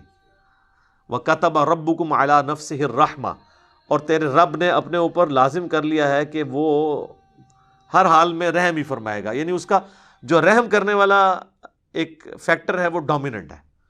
بخاری مسلم کی متفق علیہ حدیث ہے کہ نبی علیہ السلام فرمایا کہ اللہ تعالیٰ نے مخلوقات کی پیدائش سے پہلے اپنے پاس عرش پہ یہ عبارت لکھ لی تھی کہ میری رحمت میرے غضب پہ سبقت لے جانے والی ہے. تو بہرحال یہ چانس پہ ہی ہے نا جی. اور اگر کسی ماں باپ نے غلط تربیت نہیں کی اور اولاد غلط نکل آئی ہے، جس طرح حضرت نوح علیہ السلام کا بیٹا بھی کافر نکل آیا تھا، پھر یہ نہیں ہے کہ اس اولاد کا وبال ماں باپ کے اوپر ہوگا، نہیں. وہ تو قرآن میں واضح طور پر کئی جگہ ہے، لا تزر وازرۃ وزر اخرى، کوئی بوجھ اٹھانے والی جان کسی دوسرے کا بوجھ نہیں اٹھائے گی. ہر شخص نے اپنے اعمال کا بوجھ خود اٹھانا ہے. تو یہ جو تیسری چیز ہے نیک اولاد، یہ چونکہ انویسٹمنٹ ہے. سنن ابن ماجہ میں ایک حدیث ہے بڑی زبردست کہ ایک شخص کا مرنے کے بعد جنت میں درجہ بلند کیا جاتا ہے، تو وہ پوچھتا ہے اللہ یہ تو میرا عمل ہی نہیں تھا. تو اللہ تعالیٰ فرماتا ہے کہ تیرے بیٹے نے دنیا میں تیرے لیے دعائے مغفرت کی ہے، اس کی وجہ سے میں نے تیرا درجہ بلند کر دیا. حالانکہ وہ اس کا اپنا عمل نہیں ہے، اس کے بیٹے کی دعا کی برکت سے اللہ تعالیٰ نے یہ معاملہ کیا. اس قسم کی کئی ایک احادیث موجود ہیں. اسی لیے تو ہمیں دعا سکھائی گئی ہے نا سورہ الفرقان کے اندر، ربنا هب لنا من ازواجنا وذریاتنا قرۃ اعین واجعلنا للمتقین اماما. اے رب ہماری بیویوں اور ہماری اولاد میں ہماری آنکھوں کی ٹھنڈک بنا اور ہمیں پرہیزگار لوگوں کا امام بنا. یعنی ہماری نسل میں پرہیزگار لوگ پیدا ہوں. وہ پرہیزگار لوگ پیدا ہوں گے تو تبھی مجھے فائدہ ہوگا نا، کہ وہ جتنے نیک اعمال کریں گے اس کا ثواب مجھے پہنچے گا، میرے لیے دعا کریں گے تو اس کا نفع مجھے پہنچے گا. اس کو سپورٹیو حدیث ہے بخاری و مسلم دونوں میں. سعد ابن عبادہ سفر میں تھے، پیچھے سے ان کی والدہ فوت ہو گئی. نبی علیہ السلام کی خدمت میں حاضر ہوئے، کہا یا رسول اللہ میری ماں مر گئی اور مجھے امید ہے کہ اگر میں یہاں پہ ہوتا تو وہ صدقہ اور خیرات کرواتی مجھے کہہ کے، لیکن وہ بغیر وصیت کیے مری ہے. اب میں چاہتا ہوں اس کی طرف سے کوئی صدقہ اور خیرات کروں، تو کیا میرے صدقہ اور خیرات کرنے سے میری ماں کو کوئی فائدہ پہنچے گا؟ تو آپ نے سمپلی ایک لفظ میں جواب دیا، ہاں. کوئی باریکیاں نہیں بیان کی. مصیبت کھڑی ہو سکتی تھی باریکیاں بیان کرنے میں کہ اگر اس کا ارادہ تھا تو، اگر نہیں تھا تو یہ وہ تو یہی حدیث سنن نسائی کے اندر آتی ہے کہ جب ان کی والدہ کی موت کا وقت قریب آیا تو لوگوں نے کہا کوئی وصیت کر دیں اپنے مال کے لیے اللہ کی راہ میں. تو انہوں نے کہا میں کیا وصیت کروں، میرے پلے تو کوئی شے نہیں ہے، میرے دولت کا جو مالک ہے وہ تو میرا بیٹا ہے. تو یعنی انہوں نے کوئی وصیت بھی نہیں کی. ان کے بیٹے نے ان کے مرنے کی بعد ان کی طرف سے صدقہ کیا ہے تو اللہ تعالیٰ نے ان کو ثواب پہنچا دیا. پھر وہ بخاری مسلم کے الفاظ ہیں، حضرت سعد ابن عبادہ کہتے ہیں کہ یا رسول اللہ آپ گواہ ہو جائیں، میں ایک باغ ہے میرا، میں وہ اپنی والدہ کی طرف سے خیرات کرتا ہوں، تو اس کا ثواب ان کو. سنن نسائی کے اندر ایک پورا چیپٹر ہے جس کا عنوان یہ ہے کہ میت کو صدقے کا ثواب پہنچتا ہے مرنے کے بعد. دعا نہیں صرف، صدقہ بھی. اور اس کے اندر کئی ایک احادیث امام نسائی لے کے آئے ہیں کہ کوئی عورت آ کے حضور سے پوچھ رہی ہے کہ میری ماں مر گئی ہے، اب میں اس کی طرف سے صدقہ کروں اگرچہ اس نے مجھے وصیت نہیں کی ہے، میں اپنے طور پہ کرنا چاہتی ہوں، ثواب ملے گا؟ آپ فرماتے ہیں ہاں. ایک شخص کہتا ہے میرا باپ مر گیا ہے، اس نے مجھے کوئی وصیت نہیں کی، اگر میں اس کی طرف سے کر دوں ثواب پہنچے گا؟ آپ نے فرمایا ہاں. اس طریقے سے بخاری مسلم میں حج بدل کا ذکر ہے کہ آپ میت کی طرف سے حج کر سکتے ہیں، اگر اس نے اپنی زندگی میں حج نہیں کیا تو اس کا قریبی رشتہ دار کوئی حج کر لے. تو نبی اسلام نے حکم دیا کہ حج کرو اپنے مردوں کی طرف سے. تو حج کے اندر یعنی نیابت ہو جاتی ہے، پچھلے کر سکتے ہیں اس کی طرف سے، کیونکہ ظاہر ایک ایکسٹراڈنری ایک عبادت ہے اور اسلام کے فرائض میں شامل ہے. تو اس طرح یہ صدقہ اور خیرات، حج بدل، اس طرح کی چیزوں کا، ایون منت کے روزے ہوں، بخاری مسلم میں حدیث ہے، وہ بھی آپ میت کی طرف سے رکھ سکتے ہیں. رمضان کے روزے نہیں، منت کے روزے. رمضان کے روزے ظاہر ہے وہ بیمار تھا تو بس اس کی طرف فدیہ دیا تو کافی ہے، لیکن منت آپ اللہ کے لیے پوری کر دیتے ہیں. اگر کسی کے ماں باپ نے منت ماننی ہے اور وہ فوت ہو گیا تو آپ منت کے روزے پورے کریں، اچھی بات ہے. آپ پر حق ہے آپ کے ماں باپ کا کہ آپ ان کی طرف سے یہ کام کریں. اب رہ گیا یہ مسئلہ جو تیجے اور 40ویں والا ہے. کہیں سوئم کہا جاتا ہے اسے، 40ویں کو کہیں چہلم کہا جاتا ہے. دیوبندی اس کو اپنی مسجد میں اناؤنسمنٹ کرتے ہیں کہ میت کے لیے انشاءاللہ کل 10 بجے دعا ہوگی، تے ان کے کر کے ہٹے ہو، نماز جنازہ بھی پڑھی جائے، قبرستان دبیا بھی جائے، دعا کی تھی جائے. اور بریلوی کہتے ہیں جی کل کا ختم ہوگا، اسے وہ چہلم بھی جو تیجا بھی کہتے ہیں اور سوئم بھی کہتے ہیں. پہلے تو تیسرے دن سوئم ہوا کرتا تھا، نام آج بھی سوئم ہے لیکن ہوتا دوسرے دن ہے. وہ لوگوں کے پاس ٹائم نہیں ہے نا، لوگ رشتہ دار بھی دور دراز سے آئے ہوتے ہیں، وہ کہتے ہیں کم مکاؤ. تو بریلوی اس کو تیجا کہہ کے، سوئم کہہ کے، اور دیوبندی اور بعض اہل حدیث اسے دعا ہوگی کہہ کے کرتے ہیں. باقی اس کے اندر جو کچھ ہوتا ہے نا اللہ کے فضل سے وہ ایک جیسا ہی ہوتا ہے. کاپا پروگرام، کھان پین، قرآن خوانی اور گٹھلیاں اور وہ سارے کے سارے معاملات، اور حفاظ بلائے جاتے ہیں، مدرسے کے اسٹوڈنٹ بلائے جاتے ہیں، اور تلاوت نعت بھی ہوتی ہے، اور تھوڑا یعنی زیادہ ہوگا تو تھوڑا زیادہ نعتیں ہو جاتی ہیں. یہ ساری کی ساری ایکٹیویٹیز ہوتی ہیں. تو ان کا تو دین کے اندر کوئی لینا دینا نہیں ہے، یہ لوگوں نے خود ایجاد کر لی ہیں. اس کے اوپر میں ڈیٹیل سے گفتگو کرتا ہوں، لیکن ابھی اذانیں شروع ہو چکی ہیں انشاءاللہ، اذان کے وقفے کے بعد انشاءاللہ تعالی. ہاں جی، اذان کے وقفے سے پہلے ہم ڈسکشن کر رہے تھے یہ تیجا، 40واں، 10واں، جمعراتیں، برسیاں، 11ویاں، 22 رجب کے کنڈے، محرم کی نیازیں، میلاد کی نیازیں، سب کی سب یعنی ایکٹیویٹیز خود سے دین میں داخل کی ہوئی ہیں، اور ان کو خود بھی پتہ ہے. اب تو نوبت یہاں تک آ گئی ہے کہ ایون 40ویں کے کارڈ چھپتے ہیں، جس طرح آپ کی شادی کارڈ ہوتے ہیں، اخبارات کے اندر بڑے بڑے اشتہارات چھپتے ہیں. اچھا، یہ ہم کو مذاق اڑانے کے لیے نہیں کہہ رہے، اگر یہ سب کچھ جائز ہوتا نا، اس کے لیے ساری ایکٹیویٹیز آپ کریں، جو بھی ماڈرن طریقہ اڈاپٹ کریں. مثلاً اب کسی کا جنازہ ہے اور آپ نے اناؤنسمنٹ کرنی ہے تو ظاہر ہے کہ آپ فیس بک پہ لگائیں، واٹس ایپ گروپس میں شیئر کریں تاکہ زیادہ سے زیادہ لوگ اس کے جنازے میں شامل ہوں. اخبار میں بھی دے دیں، کوئی حرج نہیں. یہ تو ایک دین کی بنیادی ایکٹیویٹیز ہے نا جنازہ پڑھنا. ہم ادر دین وہ باتیں کر رہے ہیں کہ نبی علیہ السلام کی مبارک 3 بیٹیاں جوان شادی شدہ آپ کی مبارک زندگی کے اندر فوت ہوئیں. آپ نے کسی کا تیجا 40واں 10واں نہیں کیا، بلکہ آپ یہ جو لوگ کر رہے ہیں ان سے صرف سوال پوچھیں کہ نبی علیہ السلام نے اپنی کس بیٹی کا تیجا 40واں 10واں کیا ہے، تو آگے اس کی جو شکل بنے گی نا اس سے آپ آئیڈیا لگا لیں کہ اس کے پلے کوئی شے نہیں ہے، وہ خود ہی کہے گا جی وہ تو کوئی اس طرح تو نبی علیہ السلام نے تو نہیں کیا۔ تو جو چیز نبی علیہ السلام نے تعلیم نہیں فرمائی وہ آپ نے خود سے دین کے اندر داخل کی ہوئی ہے، اور باقی لوگوں کو اتنا پابند کر دیا کہ جو نہیں کرواتا وہ کہتے ہیں دیکھو جی اس کا باپ مر گیا، اس کی ماں مر گئی، اس نے تو کچھ بھی نہیں کیا۔ اور پھر مدرسوں سے باقاعدہ، اب مجھے نہیں پتا کئی سال پہلے تک تو یہ جب ہم چھوٹے چھوٹے تھے اس وقت 300 روپیہ تقریباً ریٹ تھا، پھر بڑھتے بڑھتے اب تو شاید 1000 روپے تک پہنچ چکا ہو ریٹ ایک قرآن کا، اور مجھے تو لگتا ہے یہ 1000 روپے میں بھی سستا ہے قرآن اگر دیکھا جائے، ہو سکتا ہے 3 دفعہ سورہ اخلاص پڑھ کے ہی آپ کو دیتے ہوں ایک قرآن۔ تو یعنی قرآن اس لیے نازل ہوا تھا کہ آپ مردوں کو زبردستی اللہ سے بخشوائیں گے اس کے ذریعے۔ آپ کے پنجاب میں ایسی جگہ بھی ہیں جہاں پر 40 دن کے لیے خیمہ لگ جاتا ہے قبر کے اوپر، اور شفٹوں میں حافظ قرآن پڑھ رہے ہوتے ہیں، اور ان کا یہ عقیدہ ہے کہ بھی جیسے ہی لوگ یہاں سے ہٹتے ہیں نا پھر فرشتے آتے ہیں سوال کے لیے، وہ کہتے ہیں 40 دن آتے رہیں گے تنگ آ کے چھوڑ ہی دیں گے۔ ہاں ٹھیک ہے نا، وہ 40 دن پورے کرواتے ہیں۔ اس لیے میں کہتا ہوں کہ جی قرآن تو امتیوں نے ایسا پڑھا ہے کہ نعوذ باللہ صحابہ کو بھی شرمندہ کریں۔ بھئی کسی صحابی کے مرنے پہ تو 40 دن تک تو کوئی قرآن نہیں اس کی قبر پہ پڑھتا ہوگا، یعنی امت نے سلف کو بھی شرمندہ کر دیا ہے، خلف نے سلف کو شرمندہ کر دیا ہے، اتنا زیادہ قرآن پڑھا ہے۔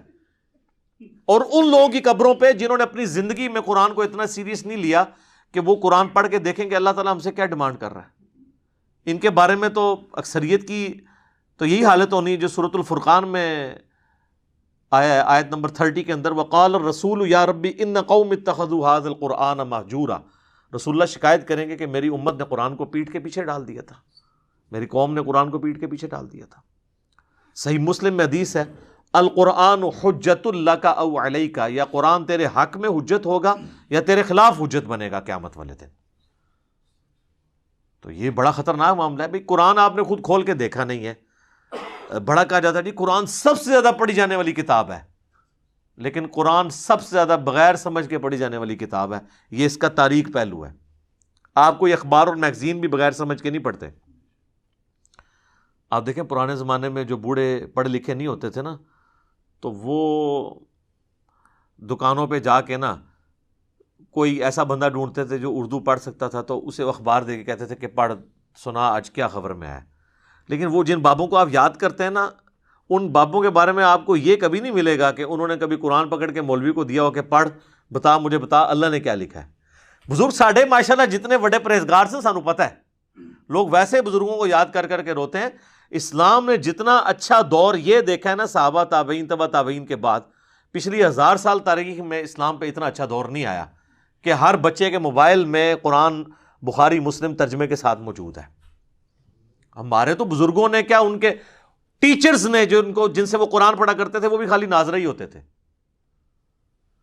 ان کو پتہ ہی نہیں تھا کہ قرآن کے اندر کیا لکھا ہوا ہے۔ بہرحال یہ یعنی اس طرح کی رسومات چل رہی ہیں، اور باقاعدہ آپ دیکھیں میت کے اوپر وہ سوگ کرتے ہیں۔ سوگ تو ٹھیک ہے، بخاری مسلم میں حدیث ہے کہ میت کے اوپر 3 دن سے زیادہ سوگ نہیں ہے، سوائے بیوی کے وہ اپنے خاوند کے مرنے پہ 4 مہینہ اور 10 دن سوگ کرے گی۔ 3 دن سوگ کرنا ہے آپ نے، بالکل وہ تو درست ہے، لیکن وہاں جا کے وہ پھر الفاتحہ کہتے ہیں، اور ایک دفعہ سورۃ الفاتحہ، پھر 3 دفعہ سورہ اخلاص پڑھ کے تو مردے کو وہ اصالہ ثواب کرتے ہیں، اور جتنی دفعہ کرتے ہیں وہ مطلب وہ کر کے کرتے ہیں دعائیں مغفرت کریں۔ آپ میں نے دعائیں پہلے بتائی ہیں، اس طرح قرآن پڑھ کے بخشنا تو ثابت نہیں ہے۔ اور اولاد اگر خود پڑھ رہی ہے قرآن تو وہ آٹومیٹکلی ثواب ملے گا، اولاد کو تو بخشنے کی ضرورت بھی نہیں، اور اس کے لیے ماں باپ کا مرنا بھی ضروری نہیں، زندگی میں بھی ان کو ثواب ملے گا۔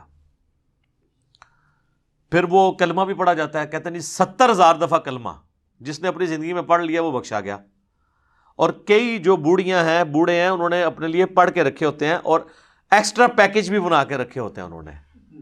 اپنے کوئی قریبی فوت ہو جائے نا تو اس کو کہتے ہیں یار یہ میری طرف سے 70,000 دفعہ، مراد یہ کہ یہ لے جنت کا ٹکٹ۔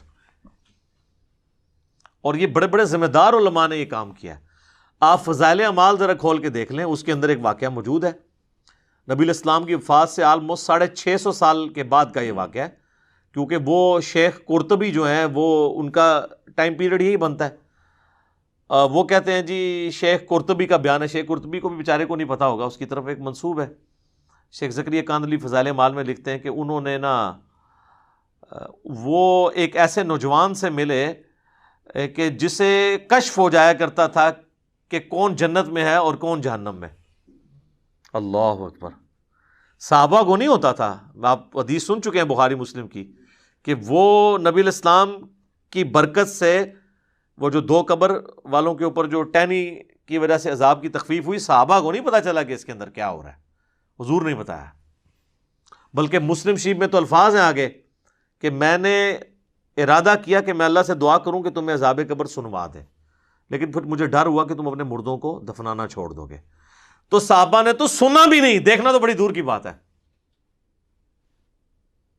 بخاری اور مسلم دونوں میں حدیث ہے, ایک مدعم نامی غلام تھا حضور کا جو آپ کے سواری کا کجاوا کسا کرتا تھا.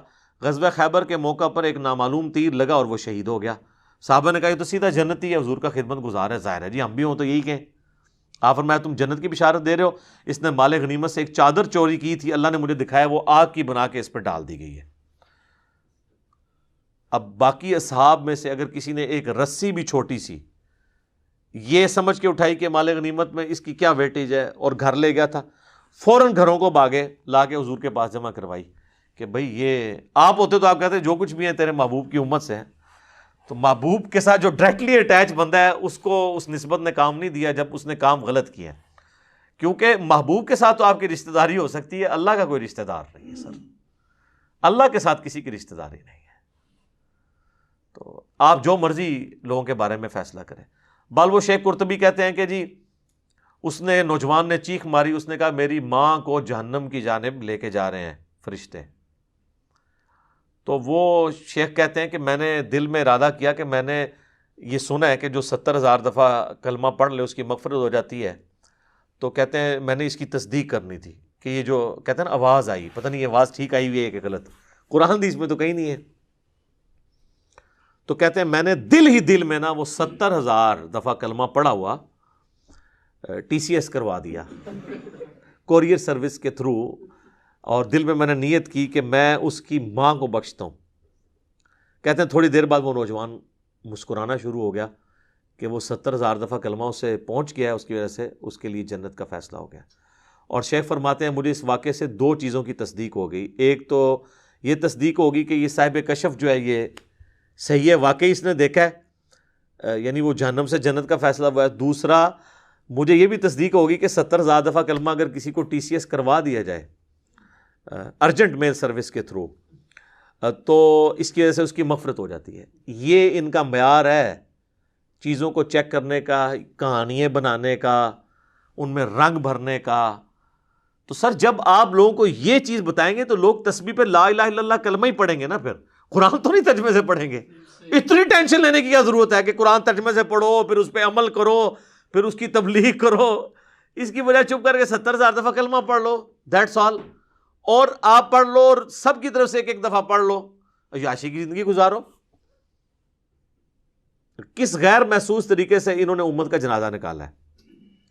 اسی کی آپ باقیات آپ دیکھ لیں, پھر لے کے بیٹھے ہوتے ہیں گٹلیوں پہ, وہ کہتے ہیں جی 1.25 دفعہ آیت کریمہ, 1.25 دفعہ جناب کلمہ, اور پھر باقاعدہ جب دعا ہو رہی ہوتی ہے تو اس میں بتایا جاتا ہے کہ اتنے قرآن اتنا کلمہ, اچھا جی, اور پھر یہ بتایا جاتا ہے جی تیسرا کلمہ اتنی دفعہ.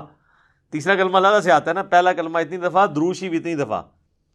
اور جو بیچ میں کچھ لچ تلنے والے ہوتے ہیں نا وہ دعا کے دوران بھی کہہ دیتے ہیں کہ اے جی 1000 دفعہ جو ہے نا سورہ اخلاص میری طرف نہیں پاؤ, کیونکہ انہوں نے پڑھا ہے یا نہیں ہے, بال وہ انہوں نے کرنا اس لیے ہوتا ہے کہ مطلب وہ جو لواحقین ہیں ان کو پتہ چل جائے کہ اس نے بھی لچ طلب ہے. اور بعض اوقات تو پوری لسٹ بن کے آتی ہے نا, اس میں نام بھی پڑھے جاتے ہیں کہ اس نے یہ کیا, اس نے یہ کیا, اس نے یہ کیا. تو اگر کسی کا نام سکپ ہو گیا تو وہ اس طریقے سے بھی اپنی انٹری لگواتا ہے. جو لوگ ظاہر ہے کہ جی بغیر وضو کے صرف رشتہ داری نبھانے کے لیے جنازے پڑھ دیں, ان سے آپ کچھ بھی ایکسپیکٹ کر سکتے ہیں. یہ جتنے پولیٹیکل لیڈرز ہوتے ہیں آپ دیکھیں کتنے صحافی وہاں پہنچے ہوتے ہیں, بس وہ اسی طریقے سے پڑھ دیتے ہیں, کہتے بس ٹھیک ہے، ایک حاضری لگوانے کے لیے آئے تھے. اسی لیے آپ دیکھیں جنازہ پڑھنے کے بعد وہ ڈھونڈ کے بندے کو مل کے جاتے ہیں کہ بھی تاکہ اس کو انشور کریں کہ ہم نے جنازہ پڑھا ہے. حالانکہ وہ اس کو دعا جنازے کی سن لینا تو اکثر لوگوں کو نہیں آتی ہوتی، تو کیا پڑھ کے گیا وہاں سے؟ وہ صرف حاضری لگوانے کے لیے آتے ہیں. تو یہ ساری ایکٹیویٹیز جو ہے نا جی دین کے اندر خود سے انہوں نے انجیکٹ کی ہیں، اس کی کوئی دلیل موجود نہیں ہے. باقی وہ کہتے ہیں کہ جی دیکھیں میت کی طرف سے صدقہ ہو سکتا ہے. ہم کہتے ہیں جی. دعا ہو سکتی ہے جی. تو کہتے ہیں یہ بتائیں کہ جب دعا ہو سکتی ہے، صدقہ ہو سکتا ہے، پھر آپ کو کیا تکلیف ہے کہ اگر ایک شخص سامنے کھانا رکھتا ہے، کھانے کے اوپر قرآن پڑھتا ہے، قرآن حلال ہے یا حرام؟ قرآن حلال ہے جی، ثواب کا کام ہے. کھانا رکھا ہے وہ حلال، دعا جو پڑھی جا رہی ہے وہ حلال، تو یہ ایکٹیویٹی حرام کیوں ہو گئی ہے؟ وہ اس کا بریک ڈاؤن کرتے ہیں نا. کھانا حلال، قرآن حلال، دعا حلال، تیجے 40ویں کی ایکٹیویٹی کیوں حرام ہو گئی پھر؟ یہ ساری باتیں آپ اللہ اور اس کے رسول کو جا کے بتائیں کہ جنہوں نے ان چیزوں کو مشروع نہیں فرمایا. ورنہ تو ہم کہیں گے کہ بخاری اور مسلم میں حدیث ہے کہ اذان کی آواز سن کے شیطان جو ہے بھاگ جاتا ہے. تو کیا تکلیف ہے کہ عیدین کی اذانیں نہ دی جائیں؟ کہ بعض لوگوں نے تو پڑھنی صرف عید کی نماز ہوتی ہے، تو کیا خیال ہے شروع نہ کروا دیں اذان، شیطان کو بھی بھگائیں؟ تو ہمیں کیا کہا جائے گا کہ رسول اللہ نے نہیں دی، ثابت نہیں. وہ ثابت کو چھوڑو یار، حلال کام ہے کیوں نہ کریں؟ پھر آپ کو ہمارے والی ڈیفینیشن ماننی پڑے گی. جنازے کی اذان کیوں نہ دیں؟ اچھا اس میں انہوں نے ایک ایکسکیوز نکالا جی، جنازے کی اذان جو ہے نا جی، وہ جب بچہ پیدا ہوتا ہے نا، جو اذان دی جاتی ہے نا وہ اس وقت ہو جاتی ہے. کولو ہی گل بنا لی نے، کہانی بنائی ہوئی ہے. ٹھیک ہے جی، تو جتنی مرضی کہانیاں بنائیں، کہانیاں بناتے جائیں. پھر وہ بخاری مسلم کی ایک حدیث سے بھی سہارا لیتے ہیں، کہتے ہیں جی نبی علیہ السلام کے اپنے مبارک زندگی میں ایسے اعمال موجود ہیں. وہ کہتے ہیں جی وہ ایک دفعہ حضرت ابو طلحہ انصاری نے حضور کی دعوت کی، فاقہ تھا آپ علیہ السلام پہ، آ کے انہوں نے کہا کہ آپ 10 ساتھیوں کو ساتھ لے آئیں. تو میں نے ایک بکری کا بچہ ذبح کیا ہے، تو آپ کی دعوت ہے. حضرت ابو طلحہ نے کان میں بات کی، حضور نے اوپنلی کہا کہ بھی سارے چلو. 300 قریب بندے تھے. اب ابو طلحہ وہاں سے بڑے پریشان حالت میں اٹھے اور گھر آ کے اپنی بیوی کو کہتے ہیں کہ میں نے تو حضور کے کان میں جا کے بات کی ہے کہ 10 بندوں کا کھانا ہے، آپ نے ساروں کو بلا لیا. بیوی پھر مومنہ تھی، اس نے کہا اللہ اور اس کا رسول بہتر جانتے ہیں. ٹھیک ہے، تمہارا کام اتنا ہی تھا. بس یہ اپنی باتیں کر رہے ہیں. حضور کا قاصد آیا پیچھے سے، انہوں نے کہا نبی علیہ السلام فرمایا کہ جب تک میں نہ آؤں، ہڈیا کے اوپر سے تم نے جو ہے نا وہ ڈھکن نہیں اٹھانا، جو آٹا گوندا ہوا ہے اس پہ کپڑا رکھنا ہے، میرا انتظار کرنا ہے. آپ علیہ السلام تشریف لائے. آپ نے حدیث کے الفاظ ہیں کہ کچھ پڑھا، دعا کی، اس کے اوپر کھانے کے اوپر برکت کی. وہ کہتے ہیں ہم بھی تو یہی کرتے ہیں سب کچھ، لیکن اس کا آخری حصہ چھوڑ دیتے ہیں. اس میں آگے الفاظ ہیں نبی علیہ السلام نے اپنا لعاب دہن مبارک بھی اس میں ڈالا. ٹھیک ہے، اور پھر آپ فرمایا ڈھکن نہیں اٹھانا، بس اس میں سے سالن نکالتے رہنا ہے اور آٹے کے لیے پیڑے نکالتے رہنا. 300 بندہ کھا کے چلا گیا. جب چلے گئے انہوں نے ڈھکن اٹھا کے دیکھا سالن بھی اتنا تھا اور آٹا بھی اتنا ہی تھا. وہ حضور نے ہی کھلایا ہے، اللہ نے ہی حضور علیہ السلام کے ذریعے کھلایا. تو اس کو وہ دلیل کہتے ہیں کہ جی ہم یہ جو تیجے 40ویں کے اوپر یہ جو کچھ کر رہے ہوتے ہیں نا، حالانکہ وہ کسی میت کے اوپر نہیں تھا، وہ تو کھانا کھلایا گیا تھا فاقہ نشین لوگوں کو. یعنی کس طرح ضرب تقسیمیں جوڑتے ہیں. تو اس کا تو مطلب یہ ہے کہ پھر آپ پھر تھوک بھی ڈالا کریں اپنا بیچ میں. ہاں جی، اور نہیں، اور یہ پھر آپ نے تھوک جو ہے رپورٹ بھی کرنا ہے. یہ نہیں ہے کہ آپ اندر ڈال دیں، یہ نہ ہو کہ آپ تھوک ڈالیں اور باہر بتائیں نا. وہ پھر آپ نے لوگوں کو بتانا ہے کہ اس میں تھوک ڈالا آپ نے. تو پھر آپ کے ساتھ لوگ اکرام مسلم والا معاملہ کریں گے. تو آپ اگر دلیل وہاں سے پکڑ لیں پھر من و عن اس کو پورے کا پورا اپلائی کریں. تو نبی علیہ السلام نے اپنے کسی صحابی کے لیے یہ کام نہیں کیا. اپنے اہل بیت میں سے کوئی فوت ہوا ہے ان کے لیے ایسی ایکٹیویٹیز پرفارم نہیں کی ہیں. صدقہ کریں، دعا کریں، وہ جنرل ہے. باقی اس طرح کی ایکٹیویٹیز کو نبی علیہ السلام نے ایک جملے سے ہی ختم کر دیا ہے.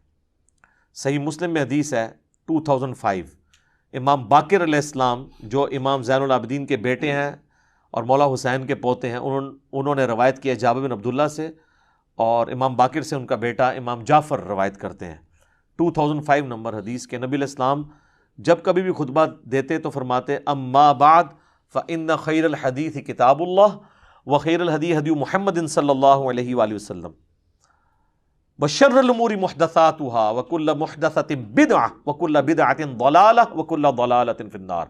آگاہ ہو جاؤ، سب سے بہترین کلام اللہ کی کتاب ہے، سب سے ہدایت یافتہ راستہ محمد صلی اللہ علیہ وآلہ وسلم کا ہے، بدترین کام وہ ہیں دین میں جو خود سے داخل کیے جائیں، اس طرح کے تمام کام بدعتیں ہیں، تمام بدعتیں گمراہیاں ہیں، اور تمام گمراہیاں جہنم میں لے جانے والی ہیں۔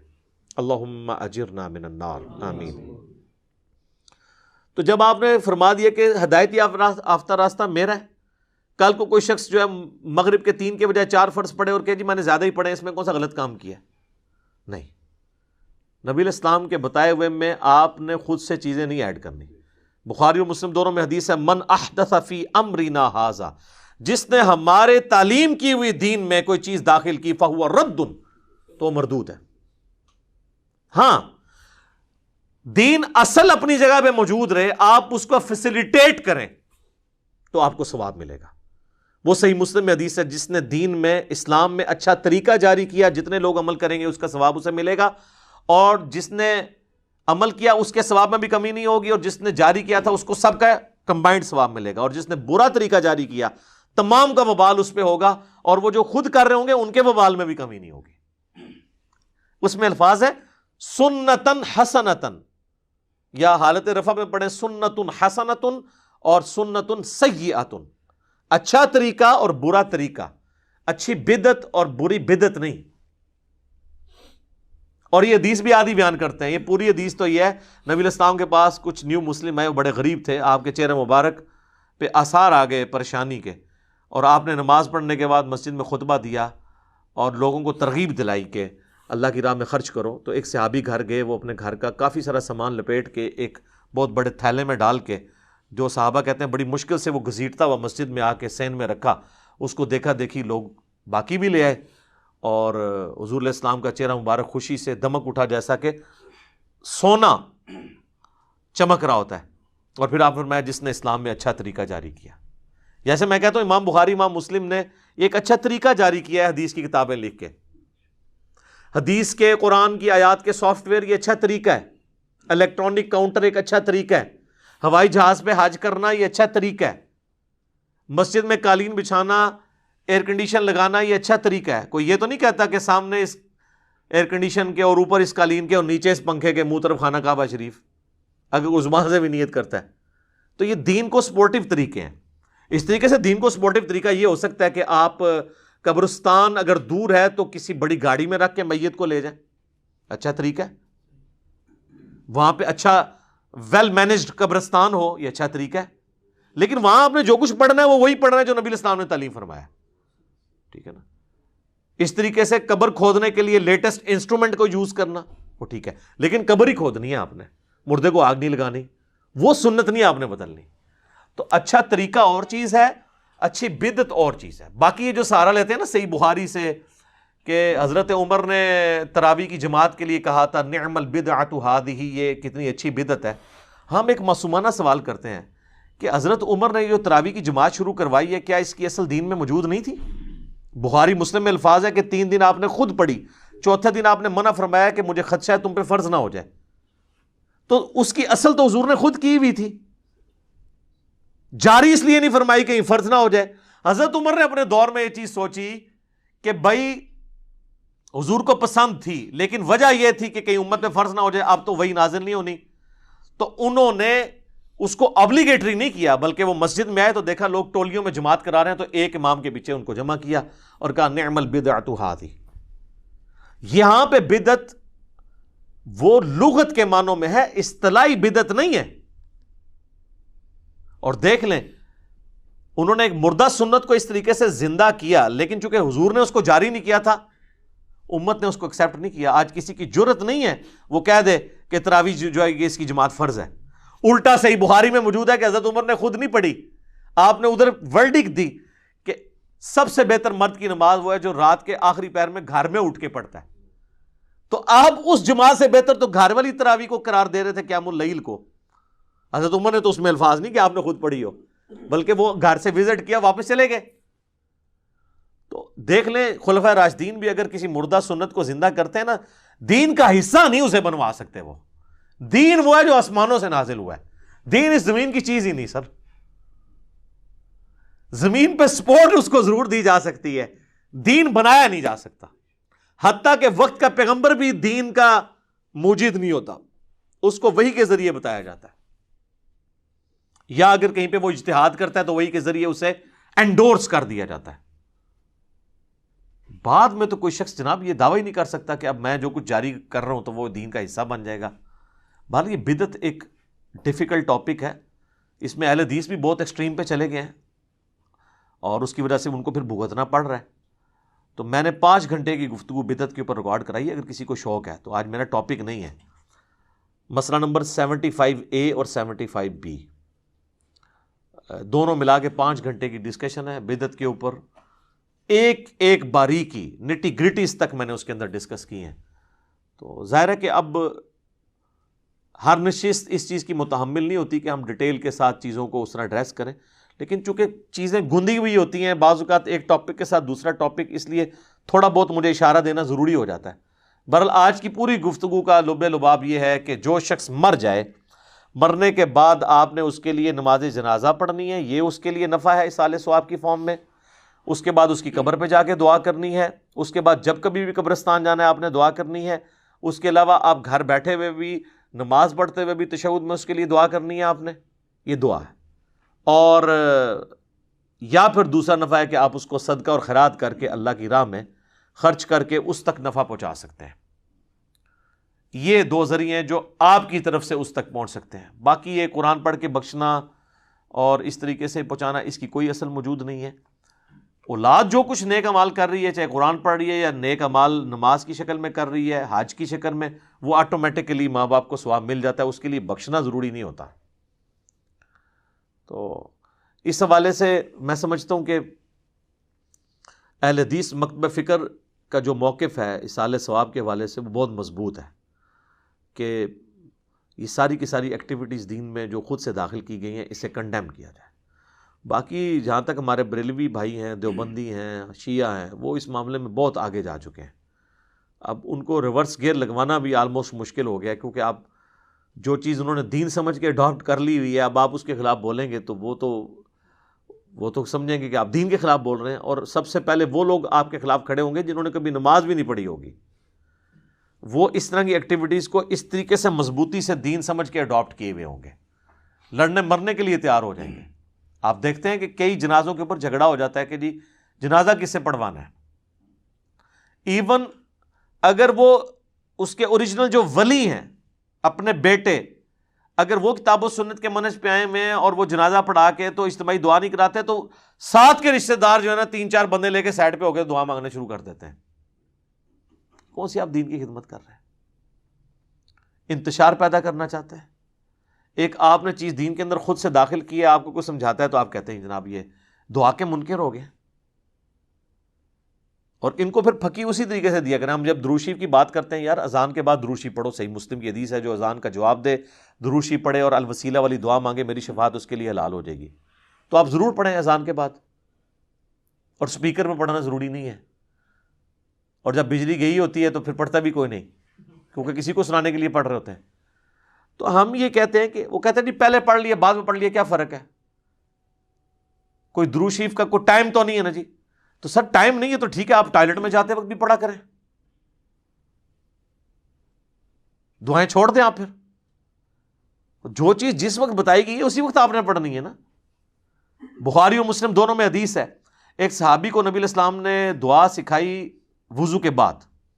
اس میں الفاظ تھے بِنَبِيِّكَ الَّذِي أَرْسَلْتَ، میں ایمان لایا اس پر جو تیرے نبی کے ساتھ نازل ہوا. اس نے جب دعا ریپیٹ کی نا تو پڑھ دیا بِرَسُولِكَ الَّذِي أَرْسَلْتَ، میں ایمان لایا اس پر جو تیرے رسول کے ساتھ نازل ہوا. بہتر الفاظ ہیں. نبی تو تمام انبیاء ہیں، رسول تو صرف 315 ہیں 1,24,000 میں سے کم و بیش. تو نبی علیہ السلام فرمایا تم نے میرے الفاظ کیوں چینج کیے؟ تم وہی پڑھو جو میں نے سکھایا ہے. اس نے نہیں آگے سے آرگومنٹ کیا کہ یا رسول اللہ یہ تو بہتر الفاظ ہیں. ان کو پتا تھا کہ بھئی نبی الاسلام کے الفاظ نہیں چینج کرنے. جامعہ ترمذی میں حدیث ہے, ایک شخص کو چھینک آئی, اس نے کہا الحمدللہ والسلام علی رسول اللہ. تو عبداللہ بن عمر نے کہا میں بھی قائل ہوں الحمدللہ والسلام علی رسول اللہ کہنے کا, لیکن اس موقع پہ نہیں, ویسے تم پڑھو رسول اللہ پر سلام. چھینک پر نبی الاسلام نے ہمیں صرف سکھایا الحمدللہ یا الحمدللہ علی کل حال. یہ 7 درود شریف نہ جوڑو. آج کے دور میں عبداللہ بن عمر ہوتے تو یہ 295C لگواتے اور کہتے کہ جی آپ نے تو درود کے منکر ہیں, آپ کے دل میں بغض ہے درود کا, بغض ہے درود کا. چونکہ ان کو جب تک آپ انہی کی مثالیں نہیں دیں گے نا, ان کو باتیں سمجھ نہیں آئیں گی کہ جو اصول اور مبادی انہوں نے خود کھڑے کیے ہوئے نا, وہی ان کے خلاف جاتے ہیں. اب ربیع الاول شریف کا مہینہ شروع ہو چکا ہے 1442 ہجری, اکتوبر 2020 میں. اب آپ دیکھیں یہ ہمارے ادھر چوک کے اندر وہ بڑا بینر لگ گیا ہے, نثار تیری چہل پہل پہ ہزاروں عیدیں ربیع الاول, سوائے ابلیس کے جہاں میں سبھی تو خوشیاں منا رہے ہیں. تو وہ ابلیس کس کو کہہ رہے ہیں؟ جو ان کے طریقے پہ نہیں منا رہا. ان سے پوچھے یہ آپ کا طریقہ کب شروع ہے؟ تو وہ اعلیٰ حضرت ہی بتاتے ہیں کہ رسول اللہ کی وفات کے 800 سال بعد نبی علیہ السلام کا تو طریقہ یہ تھا جو صحیح مسلم میں ہے کہ آپ پیر کا روزہ رکھا کرتے تھے. پوچھا گیا کیوں رکھتے ہیں؟ فرمایا فیہ ولدت وفیہ انزل علیہ, اس دن میں پیدا ہوا, اس دن مجھ پہ پہلی وحی نازل ہوئی. اور یہ پوری دنیا کا راشن اکٹھا کر کے کھا رہے ہوتے ہیں روزے کی بجائے, اور اس کو نام دیا ہوتا ہے انہوں نے عید کا. اور پھر جب پوچھے کہتے ہیں عید والے دن تے تمہیں پتہ روزہ نہیں ہوتا, تو اے تسی منو پہ دس دے ہو, میں تو تمہیں نبی علیہ السلام کا فرمان دسدا پیا ہاں کہ آپ نے اپنی خوشی جڑی ہے قرآن کی خوشی اور اپنی پیدائش کی خوشی, فیہ ولدت وفیہ انزل علیہ, اس دن میں پیدا ہوا, اس دن مجھ پہ پہلی وحی نازل ہوئی. جشن قرآن اور جشن میلاد تو رسول اللہ نے صلی اللہ علیہ وآلہ وسلم روزہ رکھ کے منایا, اور آپ جو ہے وہ راشن کے ذریعے مناتے ہیں, اور وہ بھی لوگوں سے ہتھیا کے. ادھر تو آپ کو آئیڈیا نہیں ہے, پنڈی میں آپ چلے جائیں گاڑی کے آگے آپ کے آگے کھڑے ہو جاتے ہیں, جب تک آپ کچھ نہ دیں وہ آپ کی گاڑی کو آگے نہیں جانے دیتے. یہ نبی الاسلام نے اپنے صحابہ کی یہ تربیت کی تھی کہ اس طریقے سے میلاد منانا ہے. اب انہوں نے دین کے طور پہ اڈاپٹ کیا ہوا ہے, اور پھر کہتے ہیں دیکھیں نا جی 2 گھر ہیں, ایک کے اندر میلاد ہو رہا ہے کہ نہیں ہو رہا, تو ظاہر ہے کہ جو کر رہا ہے اسی کو خوشی ہے, جو نہیں کر رہا ہے اس کو نہیں خوشی. تو سر پھر اس کی ہم نے دوائی ان کو دی ہے نا کہ سر ربیع الاول میں تو یہی کیس ہے, لیکن ربیع الاول سے 2 مہینے پہلے محرم بھی گزرا ہے. 2 گھر تھے, ایک گھر کے اندر ماتم ہو رہا تھا اور آہو بکا تھا, نوحہ ہو رہا تھا, دوسرے گھر کے اندر جو ہے وہ ٹی وی بھی چل رہا تھا. یہ والا گھر شیعہ کا تھا, یہ بریلویوں کا تھا. تو آپ بتاؤ کہ محبت اہل بیت کس میں ہے؟ جس گھر میں نوحہ ہو رہا ہے اور لوگ رو رہے ہیں حضرت حسین علیہ السلام کو یاد کر کے, یا اس گھر میں کہ جہاں پہ نہ کوئی نوحہ ہے, تو کیا کہیں گے کہ جی اس طرح کے طریقے سے تو نہیں محرم منانا ہوتا نا, تو اس طرح کے طریقے پہ میلاد بھی نہیں منانا ہوتا. آپ ویسے کنٹرول انوائرمنٹ میں پروگرام کریں, محرم میں بھی کریں, میلاد میں بھی کریں, جلسے کریں, سیرت کے اوپر, سورت کے اوپر, میلاد کے اوپر, ہم بھی کرتے ہیں پروگرام. لیکن یہ جو آپ نے باقی ایکٹیویٹیز پھر اس کو دنیاوی برتھ ڈے کے ساتھ ریلیٹ کر کے, اور یہ ساری کی ساری ایکٹیویٹیز اسی طریقے سے 11ویں شروع کی ہوئی, ابھی تو 11ویں کا مہینہ آنا ہے, اگلا مہینہ جو ہے وہ 11ویں کا آ جانا ہے. اس کے بعد پھر مہینہ آ جاتا ہے جناب معراج النبی کا. تو یہ پورا سال ہی معاملات چلتے رہتے ہیں, ایکٹیویٹیز رہتی ہیں, پورا سال رہتی ہیں. تو ایکٹیویٹیز کے اندر پورے کے پورے دین کو ڈال دینا, اور دین کی اصل سے آپ روگردانی کر لیں. آپ یہ شیعہ کی بھی آپ مساجد کے باہر سے گزریں تو آپ کو ہر تیسرے دن کوئی نہ کوئی دیکھ کھڑکتی ہوئی سنائی دے گی, اور بار اتنی مشکل اردو کے اندر جو ہے وہ ایسے ایسے الفاظ لکھے ہوئے ہوں گے کہ بندہ کہتا ہے یہ پتہ نہیں یار کون سا دین کا ہے. ٹھیک ہے, تو وہ لکھا ہوتا ہے وہ بے شیر کا ماتم ہے جی, نہیں بے شیر وہ یعنی وہ چھوٹا بچہ جو ہے نا, ام بے شیر کا ماتم, یعنی وہ ایسا بچہ جو پیدا ہونے سے پہلے, دودھ پینے سے پہلے مر گیا, اس کی ماں کا ماتم, یعنی سیدہ فاطمہ کی طرف وہ منسوب کرتے ہیں. اتنے مشکل الفاظ لکھے ہوئے ہوتے ہیں اور وہ ختم ہی نہیں ہوتے, پورا سال اس طرح کے معاملات چلتے رہتے ہیں. لیکن آپ کہیں کہ نماز پڑھ لیں یا باقی دین کو پریکٹس کر لیں, تو نہیں سر وہ تو بہت مشکل کام ہے, وہ تو آپ چھوڑ دیں. تو دین کا بالکل جنازہ نکال کے رکھ دیا ان ایکٹیویٹیز نے. ان ایکٹیویٹیز کا دین کے ساتھ کوئی تعلق نہیں ہے، ہم تو صرف آپ کو سمجھا رہے ہیں کہ مرنے سے پہلے اے مسلمان کر لے اس پہ غور، کتابوں کا خدا اور ہے، بابوں کا خدا اور۔ میرا خیال اب آپ کو یقین آ گیا ہوگا کہ واقعی بابوں کا خدا کوئی اور ہی ہے، اگرچہ وہ اسی خدا کو مانتے ہیں لیکن ان کوالٹیز کے ساتھ نہیں۔ کہنے کو تو دین سب کا اسلام ہے، لیکن کتابوں کا جہاں اور ہے، بابوں کا جہاں اور۔ یہ کتابوں کا جو جہاں ہے نا جی، یہ وہ ہے جو آسمان سے دین نازل ہوا ہے، اور بابوں کا جو جہاں ہے وہ ادھر سے ہی خود ہی انہوں نے اپنا جہاں بنایا ہوا ہے، اسی لیے وہ وکرا جہاں ہے، ٹھیک ہے نا جی۔ تو اس کا ایک اپنا ہی جہاں ہوتا ہے، وہ کہتے ہیں اس کا اپنا ایک جہاں ہوتا ہے اور وکرا جہاں ہوتا ہے۔ تو سر آپ دیکھ لیں پھر وکرے جہاں کا کیا رزلٹ نکل رہا ہے۔ ٹھیک ہو گیا جی۔ اللہ تعالیٰ سے دعا ہے جو حق بات میں نے کہی اللہ تعالیٰ ہمارے دلوں میں راسخ فرمائے، اگر جذبات میں میرے منہ سے غلط بات نکل گئی اللہ تعالیٰ ہمارے دلوں سے محو کر دے اور ہمیں معاف بھی فرما دے، ہمیں کتاب و سنت کی تعلیمات پر عمل کر کے دوسرے بھائیوں تک پہنچانے کی توفیق عطا فرمائے۔ سبحانک اللہم وبحمدک، اشہد ان لا الہ الا انت، استغفرک واتوب الیک، وما علینا الا البلاغ المبین۔ جزاکم اللہ خیرا۔